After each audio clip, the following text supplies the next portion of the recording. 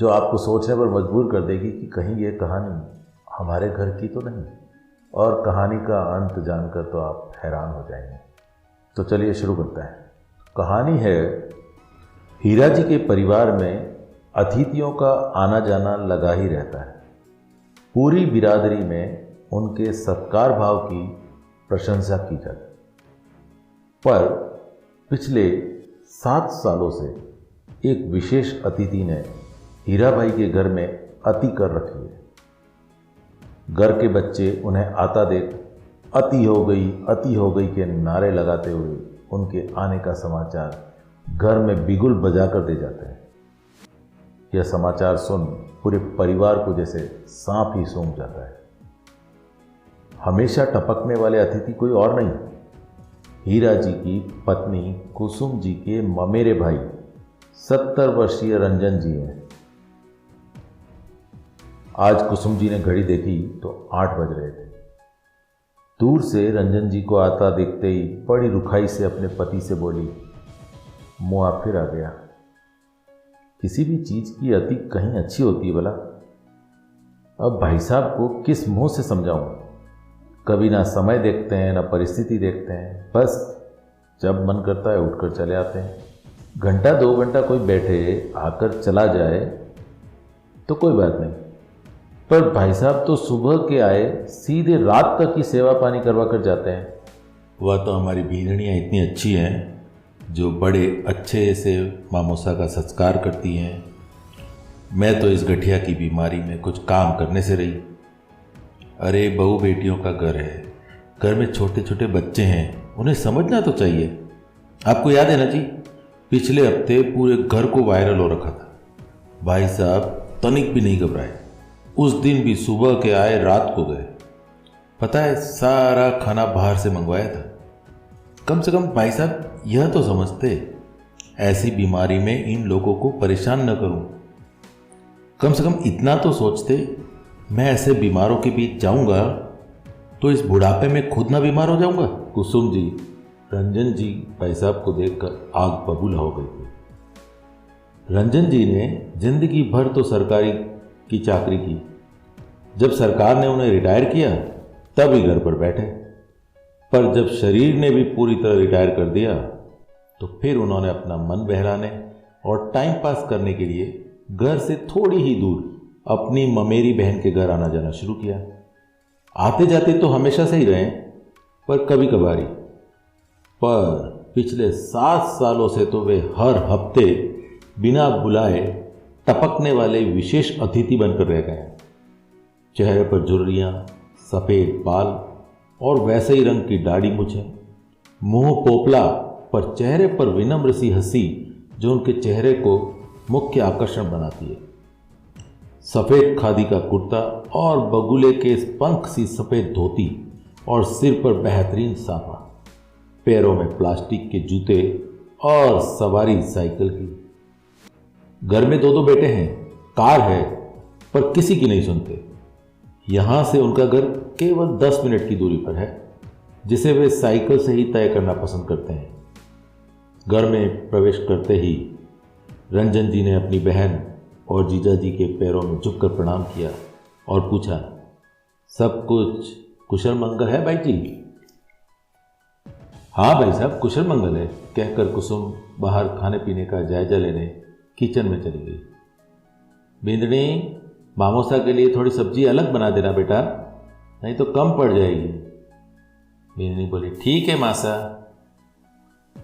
सास को चौके से बाहर जाता देख दोनों बहुओं ने लंबा काटा हुआ घूंघट ऊपर किया और आपस में बात करने लगे। वैसे भी हमारे परिवार में आए दिन अतिथियों का आना जाना चलता रहता है, पर मामोसा ने तो हद ही कर रखी है। सालों से दिन का नाश्ता, दिन का खाना, शाम की चाय, रात का खाना। जिठानी ने कहा, पर एक बात तो अच्छी है मामोसा की, जो बनाकर दो वो खा लेते हैं, मीन में एक नहीं निकालते। पिछले हफ्ते पता है सब्जी में मिर्ची तेज हो गई थी, घर में कोई नहीं खा पाया था, पर मामोसा सी सी करके भी खा गए और एक शब्द भी ना निकाला। तभी देवरानी बोली, 50 रुपये में पूरा आनंद ले लेते हैं जीजी। और दोनों जोर से हंसने लगी। दरअसल मामोसा हर बार की तरह चलते समय अपनी बहन के हाथ में 50 रुपये का शगुन दे जाते हैं। 7 सालों में तो महंगाई कितनी चढ़ गई है, पर मामोसा का शगुन नहीं बढ़ा। दोनों ने फिर एक बार जोर से ठहाका लगाया। अब तो पूरे परिवार को मामोसा की आदत सी हो गई थी। सबसे बड़ी तकलीफ तो यह थी कि पूरे घर में एक ही बड़ा टीवी था जो हॉल में लगा हुआ था, और वहीं लगती थी मामोसा की खटिया। और मामोसा को केवल समाचार देखना ही पसंद था। कोई समाचार का चैनल हटा दे तो बड़े नाराज हो जाते, इसलिए कोई हिम्मत नहीं कर पाता था। किंतु रविवार का दिन पूरे परिवार को अपने हिसाब से बिताने को मिल जाता था। यही उन पर प्रभु की बड़ी कृपा थी, क्योंकि रविवार के दिन रंजन जी फलाहार वाला व्रत रखते और पूरा दिन अपने घर पर ही व्यतीत करते थे। मामोसा खाना लग गया है, यह कहकर बहुए लंबा सा घूंघट लिए अंदर चली गई। मामोसा जमीन पर लगी मचिया पर बैठ गए। खाना खाने के बाद मामोसा गजब के खर्राटे लेते। पूरा घर उनके खर्राटों से गूंज उठता था। शाम की चाय मामोसा ने हमेशा की तरह चुस्कियों के साथ कट की। फिर बहन और जीजा से गप्पे मारने में जुट गए। सालों से आ रहे थे तो अड़ोस पड़ोस के लोगों से उनकी गहरी मित्रता हो गई थी। वे लोग भी अक्सर आ जाते। कभी कभी वे भी मामोसा के साथ चाय का लुत्फ उठाते। रात का खाना खाकर मामोसा निकलने की तैयारी में थे। जब भी निकलते तो उनके बेटों को फ़ोन कर दिया जाता कि वे निकल गए हैं। हर बार की तरह मामोसा ने अपने पजामे की जेब से एक प्लास्टिक की थैली में अवेरे गए रुपयों में से 50 का नोट निकाला और कुसुम बहन के हाथ में दे दिया। फिर उन्होंने अपना रथ निकाला, यानी कि साइकिल, और उसी पर सवार होकर चलते बने। जैसे ही परिवार ने देखा मामोसा चले गए, तुरंत टीवी पर सब कूद पड़े। लेकिन पहले बाजी मारते हुए बच्चों ने कार्टून चला लिया। इस बार 2 हफ्ते बीत चुके थे, पर मामोसा नहीं आए। जब पूरा महीना बीत गया तो परिवार से रहा न गया। परिवार के बड़े बेटे ने मामोसा के परिवार में फ़ोन किया तो पता चला कि मामोसा की हालत बहुत गंभीर है, अस्पताल में भर्ती है। परिवार में यही बात चल रही थी कि मामोसा कितने दिन के मेहमान बचे होंगे बेचारे। 70 की उम्र पार कर चुके अपने मामोसा कैसे भी थे, कांपते हुए अपनी साइकिल से धीरे धीरे चले आते थे। वरना आज के ज़माने में अपना कोई नहीं पूछता। वह तो सगे भी नहीं थे, पता नहीं क्या सोचकर चले आते थे।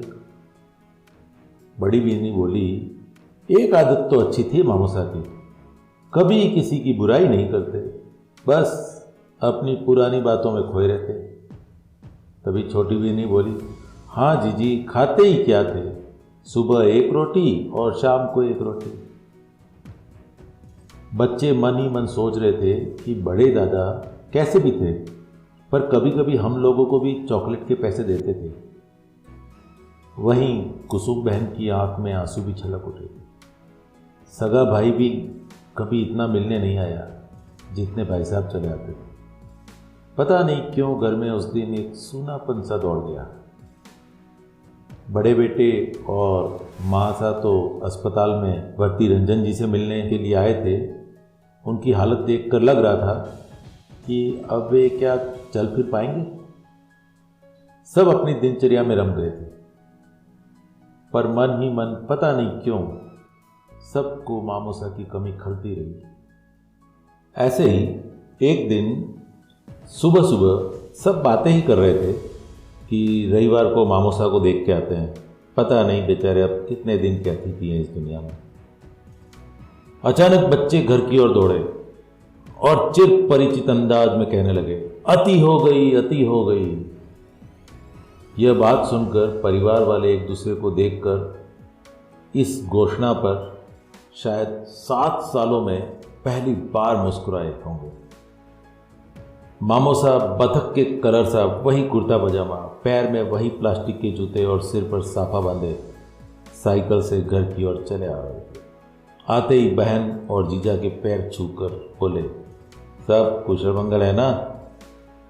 देवरानी जेठानी चौके में जाते ही एक दूसरे से बोली, क्यों, खुश तो हो ना अतिथि वापस जो लौट आए हैं? तो दोस्तों बताइएगा कहानी कैसी लगी। कहीं ऐसा तो नहीं लगा कि ये कहानी जानी पहचानी है? चलिए मिलते हैं अगली कहानी में, तब तक के लिए जय हिंद।